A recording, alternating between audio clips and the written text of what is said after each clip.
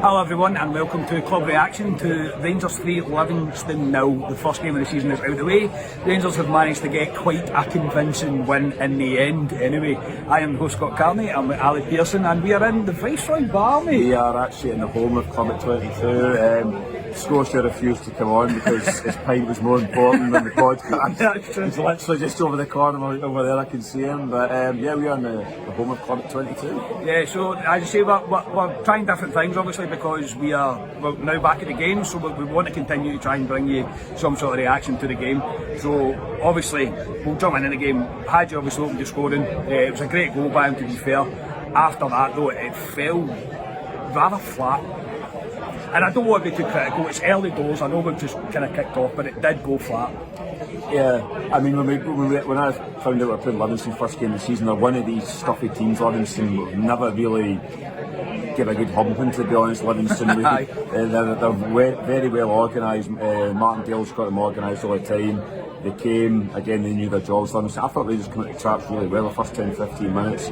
Hadji took his goal really well. A lot of folk are screaming for him to hit it first time, but he didn't listen to the Rangers fans. He dropped back onto the right hand, right on his right foot and lashed into the top of the net. And I thought at that point we would just kick on and score more goals, but it did. As soon as we scored that goal, Livingston didn't change. They stayed back 5-4-1 up top, and it just went flat for the rest of the second half. And to be honest, I mean, McLaughlin playing a deck chair the whole game, but That's true. Even their keeper, the rest of the second half, he really had nothing to do. We played a lot of the ball in front of the Livingston back line without really breaking them down at all.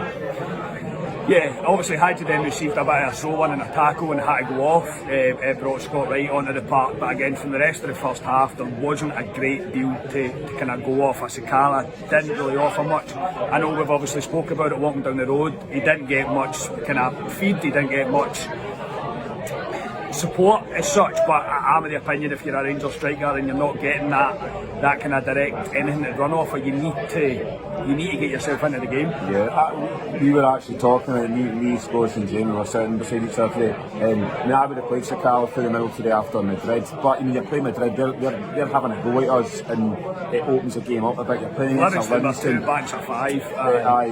Yeah, 2 banks of 5s at times. Hammer throws, if you want to say it, points. He's quite slight, Sakala.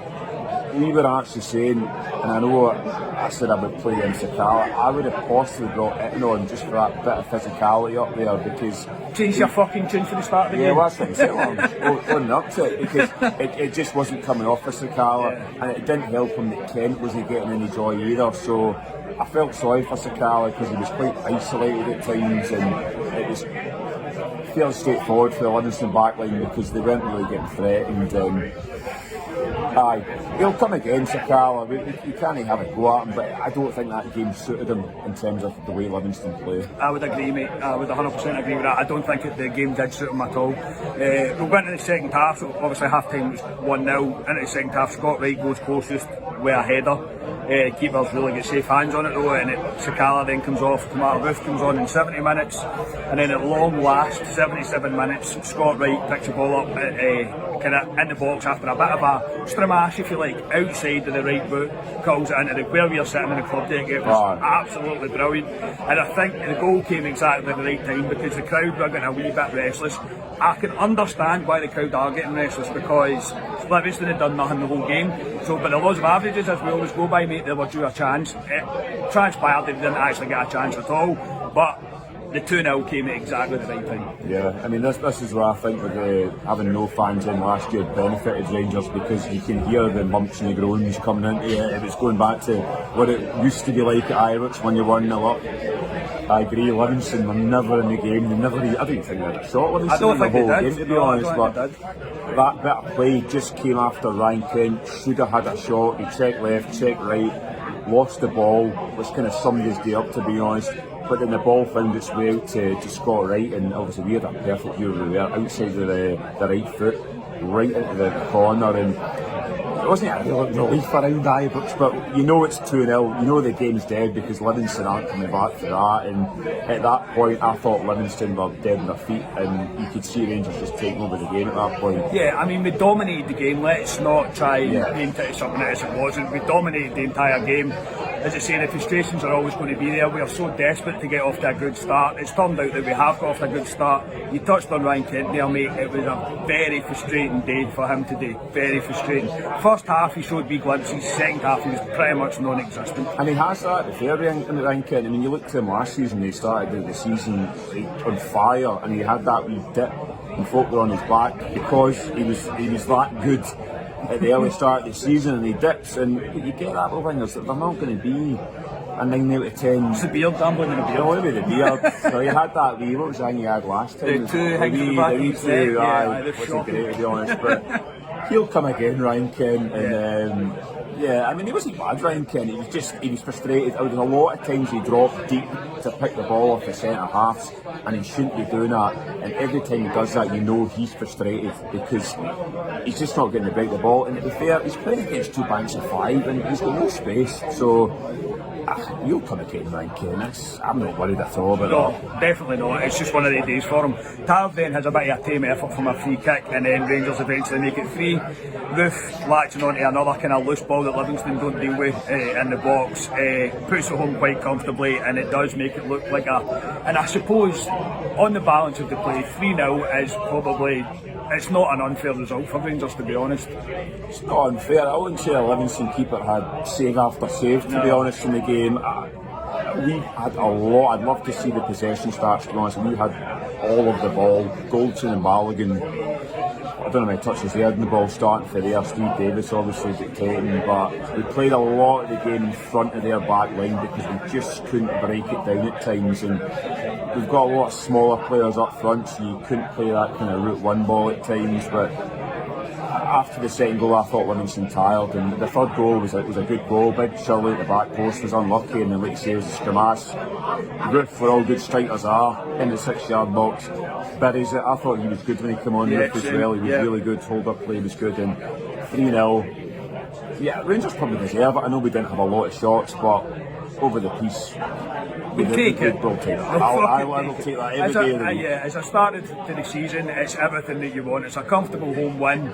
Rangers get themselves off the mark, keep a clean sheet and score 3 goals. It's all you can really ask. It's still not the starting 11 for Rangers. There was no Barisic, there was no Hollander, there was no McGregor, as we mentioned, McLaughlin playing in goal. Still no Alfredo. So there's still more to come. They're still building. It's almost like, in the nicest possible way and the most respectful way at Livingston, it was almost like a pre-season game again that Rangers kind of comfortably won. That was it really, apart from Kamara had a bit of a sitter at the back post. He probably should have scored, kind of skied it over the bar, but he was leaning back, falling down, can't really criticise for him.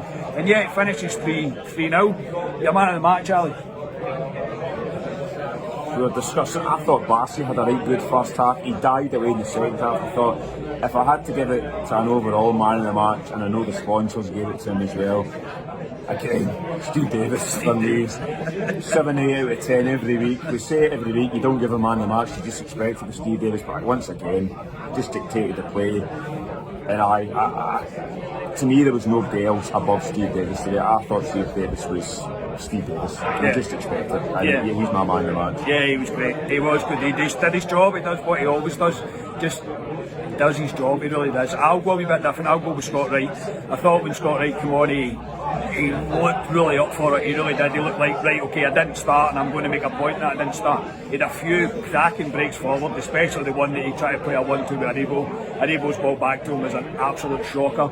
Again, I think Aribo tailed off in the second half. He was alright in the first half, second half. You can tell he needs minutes, Aribo.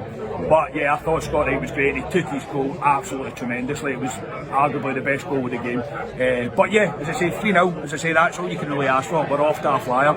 So that'll do us. Ali, thank you for coming over from that table to this table to do this. It was a long journey for that table and this table, but no, I like Spurs. We tried to do it in Ibrox earlier on, but the COVID police took us out because we were on the way of the aisle. So ridiculous, but it doesn't matter. We've done it in the Hobby Club at 22. It's been successful. Supposed to just ask if we want a pint. Yes, I want a pint. Put the thumbs up for it. So successful day. 3-0, no goals conceded. John McLaughlin once again with a clean sheet. Onwards and upwards, and there's a game at 8 o'clock tonight. There's a wee bit of pressure on somebody straight away. Exactly. So yeah, thank you to everybody for watching and for listening. As I say, subscribe to our YouTube channel, like the videos, give us a wee 5-star rating on Apple Podcasts. I'll be back on Monday with a special interview with Jeff Holmes, an author and a writer that's done plenty of Rangers books, and we're going to discuss Just Champion, which is stories of 55. Really looking forward to that one. We also did a Club Deck Corner just there, which is a season preview with This Is Ibrox, so you can go back and check that out. But yeah, until the next time we speak to you, we are Club at 22, the Champions podcast, and we'll speak to you all next time. Cheers.